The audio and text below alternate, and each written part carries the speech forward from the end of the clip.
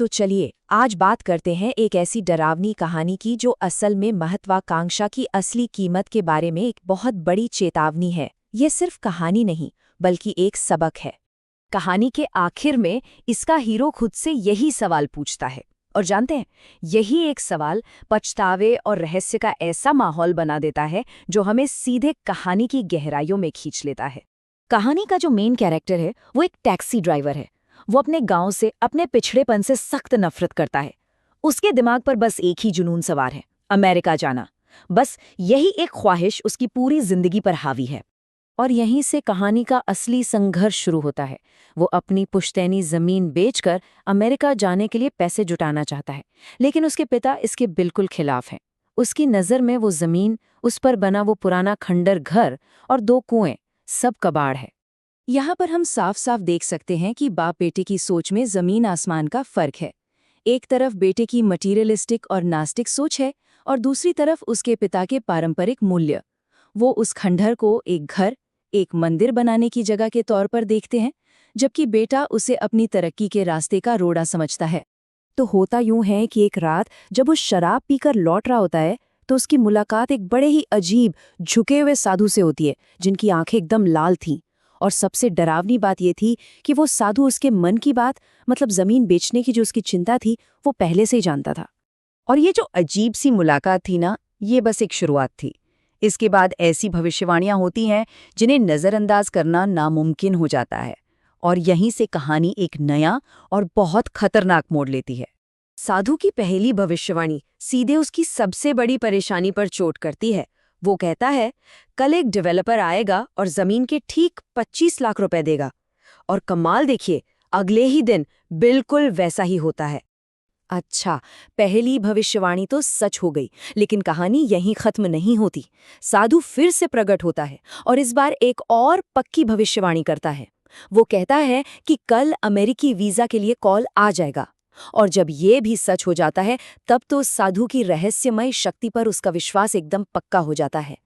और यहीं पर कहानी में एक बहुत बड़ा मोड़ आता है। अब उसका लालच पैसे का नहीं रहा, अब उसे वो शक्ति चाहिए थी। वो उस साधु के सामने उस सिद्धि के लिए गिड़गिड़ाने लगता है और साधु की इस साफ चेतावनी को पूरी तरह से अनदेखा कर देता है। अब शक्ति पाने का जुनून उस पर ऐसा सवार होता है कि वो एक ऐसे रास्ते पर चल पड़ता है जहां से वापसी का कोई सवाल ही नहीं था। वो एक बहुत ही भयानक और दिल दहला देने वाली साधना के लिए तैयार हो जाता है। साधु ने साधना के लिए जो शर्तें रखीं, वो बड़ी अजीब और कह सकते हैं अशुभ थीं। ये नियम उस भयानक अनुभव की तैयारी थे जिसका सामना उसे करना था। और पानी को न छूने की शर्त, ये तो कुछ ज्यादा ही रहस्यमयी थी। जब वो साधना की जगह पर पहुंचता है तो वहां का नजारा देखकर उसकी रूह कांप जाती है। इंसानी खोपड़ियां, एक बच्चे का शव, जानवर का मांस और इंसानी खून, ये सब उस शक्ति के काले सच को दिखा रहा था जिसे वो पाने जा रहा था। और साधना का जो आखिरी और सबसे भयानक हिस्सा था, वो था उसे उस बच्चे के शव पर पकाए गए और खून में सने चावल खाने थे।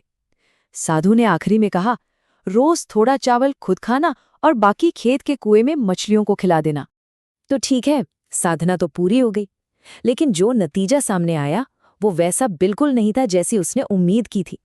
यहाँ पर पकड़े जाने के डर से वो एक छोटी सी पर बहुत बड़ी गलती कर बैठता है।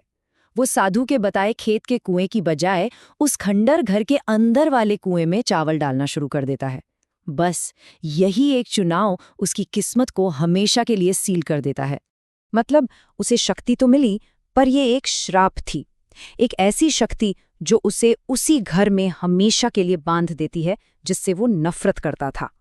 और उसे कंट्रोल करने वाली शक्ति थी उस साधना में इस्तेमाल हुए बच्चे की आत्मा, यानी एक पिशाच। जब उसकी हालत बिगड़ने लगती है तो गांव वाले एक तांत्रिक को बुलाते हैं और वो तांत्रिक उसे देखते ही कांप उठता है और इस भयानक सच को सबके सामने रखता है। वो बताता है कि ये पिशाच सिद्धि है और अब उस पर एक बच्चे की आत्मा ने कब्जा कर लिया है। तांत्रिक ने बताया कि ये श्राप इतना तगड़ा क्यों हुआ। इसकी 3 बड़ी वजहें थीं। पहली, उसका नास्तिक होना। दूसरी, चेतावनी के बाद भी उसने 3 बार सिद्धि मांगी, जो इस काली दुनिया का एक नियम था। और सबसे बड़ी गलती, घर के अंदर का कुआं चुनना, जिसने पिशाच और खुद उसे उसी घर में हमेशा के लिए कैद कर दिया। कहानी का अंत बहुत ही दर्दनाक है। जब उसके पिता उससे मिलने की कोशिश करते हैं तो घर के अंदर की वो शक्ति उन्हें जोर से पीछे फेंक देती है और उनकी वहीं मौके पर ही मौत हो जाती है। और वो बेचारा अपने पिता को मरते हुए देखने के अलावा कुछ नहीं कर पाता, न घर से बाहर निकल पाता है, न उनका अंतिम संस्कार कर पाता है। आखिरकार वो सब कुछ खोकर हमेशा के लिए उसी खंडहर में कैद हो जाता है जिससे वो सारी जिंदगी भागना चाहता था। और ये कहानी हमें एक ही सवाल पर लाकर खड़ा कर देती है कि आखिर लालच की अंतिम कीमत क्या होती है।